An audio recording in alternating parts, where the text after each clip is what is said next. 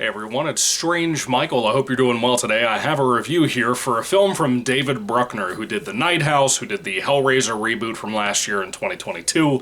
I'm not the biggest David Bruckner fan. The thing for me is that I think a lot of his films are more directed, not written by him, which I think can be a benefit. This is a great example with The Ritual that I'm about to talk about, the film I'm currently in the middle of the review of. And he has an incredible talent for his eye for directing. I really mean that. His eye for scenery, where he wants to shoot.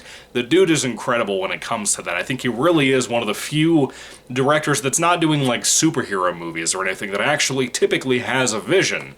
There's not many of those out there, especially directors like this caliber of David Bruckner that are doing horror films, of all things. Maybe he won't always do that, but for right now, he pretty much has been consistently. David Bruckner, again, is very talented. I really respect the man, even if I don't typically love his movies. The Ritual is a little bit of a different story. It's a 2017 direct-to-Netflix movie that I was really interested in. I'm really late to the game. This is even before I had my back injury like 5 years ago. So I still missed out on it all this time. Even when I had Netflix at that time, I had heard so much over the years about The Ritual and how incredible it was, how it was such a big recommendation for people like myself who love like folklore movies and urban legend types of stuff. And it's kind of that, but it's kind of not, if you know what I mean. The Ritual is about four men who have been friends for a while, and there's actually five, but one of them gets murdered in a store in front of one of the other ones. And we kind of follow the one who survived that robbery, where his friend was killed in front of him, and the other guys kind of seem to be kind of subtly holding a grudge against him on this. But anyway, the four of them, in memory of their friend, decide to go on this trail hike. I think it's between Norway and Sweden, I believe is what they said. The King's Trail or something like that. They're going on this trail as a hike in remembrance of him. They want to set up pictures and monuments to him as they go along. Just very small monuments, that kind of thing.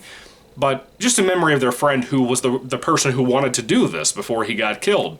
And he wanted to talk the other guys into going, and they really just didn't want to go because hiking is a pain in the ass sometimes. And so they decide to go out. And while they're there, they're starting to see interesting things. Very pagan, occultic, witchcraft types of things, like deer that have been gutted, that have been hanging up in trees. Just really horrific stuff, and eventually they believe that there might be more in these woods, whether it be people, a monster, something like that.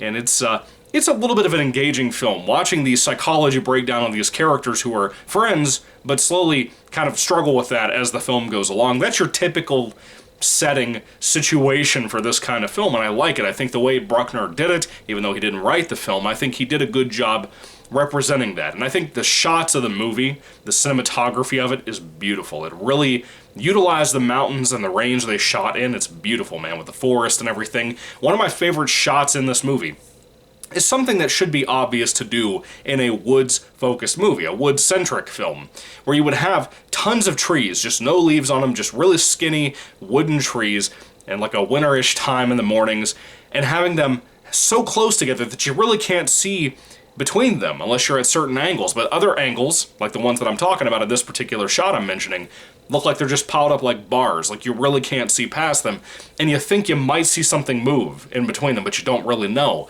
That's what Bruckner does. He does just like he did with The Night House when I reviewed that a while back, where he decides to mess with your psychology as well as the characters. That's pretty fun. I like that. I think it offers a lot for the experience of the film, and being beautifully shot kind of caps that off as being even better to look at, to make it even more fun. Again, like a lot of Bruckner movies, like The Night House, for example, that film was beautifully shot, and yet the story itself, for me, really is too weak. Does that make sense? The Ritual's kind of like that too. It kind of, in some respects, it's really unique. In some respects, it's kind of mediocre. That's how I feel about it. I know it's kind of a shame to say that, because everybody loves this movie. Everybody has nothing but good to say about the film. And for the most part, I'm kind of that way too. I don't really have much critiquing or negative thing to say. I think just overall, the execution of these typical mediocre things is better and higher quality than what you usually see. But that doesn't mean it's a great movie. For me personally, my kind of taste, I just think it doesn't always land. Overall, execution-wise, beautiful, fantastic to watch, really well done, well-written characters for that matter. I like the performances of all of these men in this group. I think they're all good. You have the one hypochondriac guy, I think his name is like Dan or Tom or something. You have Phil, who's like scared of the witchcraft stuff, like truly scared of it, like in a deep core fear. At one point, they find a cabin in the woods about 30 minutes into this hour and 40-minute long film. And the things they see in that cabin really kind of got to me. That was spooky, dude. If I had seen that myself walking around out in the woods, I would have freaked, because it's truly scary. There are some great things in this movie. I like those characters, like I said. The writing of them is really well as the strong acting for them. Everybody seemed to make this into a passion project, and that's fantastic. If I'm not mistaken, I could be wrong, but I think The Ritual was the first David Bruckner full-fledged film that he had made. I think he'd made a lot of like short films and that kind of thing. But as far as I know, from some of the reviews I looked at yesterday when I finished watching the movie last night, it seems to me this is his first ever like film, and that is incredible for somebody's first time making a movie, because I'm going to tell you, a lot of first-time directors, the films have all of the spots, the soft spots, if you will, that show a lot of the time. And editing sometimes has to make up for that, I think. Star Wars, the original one, A New Hope, as much as I love George Lucas, as much as I love everybody involved with that film, you can see the soft spots of issues as a director, but for the most part, it's a masterpiece, dude. I'm sure the original edit of that film was probably a little rough, but the rest of it's incredible overall. In the newer edited version, his wife had kind of posted together. Anyway, with that being said, The Ritual is fantastic. There is a little bit of something else I need to talk about. That is the CGI and the music. Let's start with the CGI, though. The CGI, it's not very common. Most of this stuff is more practical effect than anything, but the kind of very faint amount of CGI in here, it looks good. It looks really good for the most part. There's maybe one shot in the entire hour and 40 minutes of this movie that I thought was a little iffy, but for the most part, Bruckner really limits himself on how much he uses that, and I love that and respect that about this man. Let's talk about the music, though. It's very tribal types of music, very much like you're in the woods, deep primal types of music, like a lot of drums, that kind of thing. Maybe a little bit of that one buzzing, bassy song instrument thing that you hear in a lot of like tribal types of music. That stuff really brought this film together. I think the music really, really is the kiss on the lips about this movie. It really helped it just feel almost instinctual, almost like you knew what was going to happen in kind of a predictable way, but you felt it. You know what I mean? Does that make sense?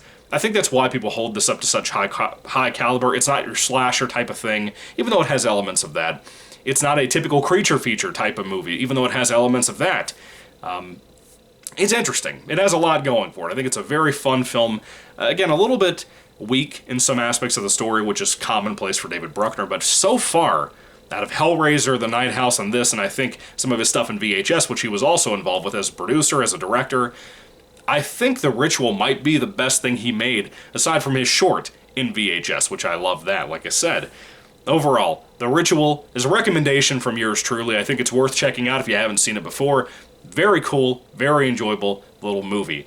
If I had to rate it, probably on a 5-star basis, I would probably give The Ritual... What would I even go with for this? Probably closer to... I enjoyed it, but I didn't love it. And it wasn't something I loved that had flaws, so I'm going to stick with a 3 out of 5 stars. I think it's definitely above average, for sure. It's closer to a 4 than it is a 3, but I still think it needs to be a 3 overall. It's kind of a weak 4, somewhere in there. Really good flick. Really, really big recommendation for me if you haven't seen it. Like I said, great flick. Recommend it to you horror fans out there for Netflix. Anyway, have you seen The Ritual? I'm sure you probably have, because it's been out for like 6 or 7 years now, isn't it? So, sorry to be late for the party. You know, I want to talk about some more Bruckner stuff if there is a whole lot of other stuff to talk about from him. But this is a great example of the man's talent, and everybody involved in the film's talent. By the way, most of the people in here, I think, are like Irish, English, something, but it's the kind of thing, it's that branch of whatever that is that you have to have subtitles if you're an American like myself. But anyway, just throwing that out there in case you give a shit. Anyway, thank you all for watching. 3 out of 5 stars, closer to a 4, somewhere in there. Thank you all. God bless you again, and goodbye.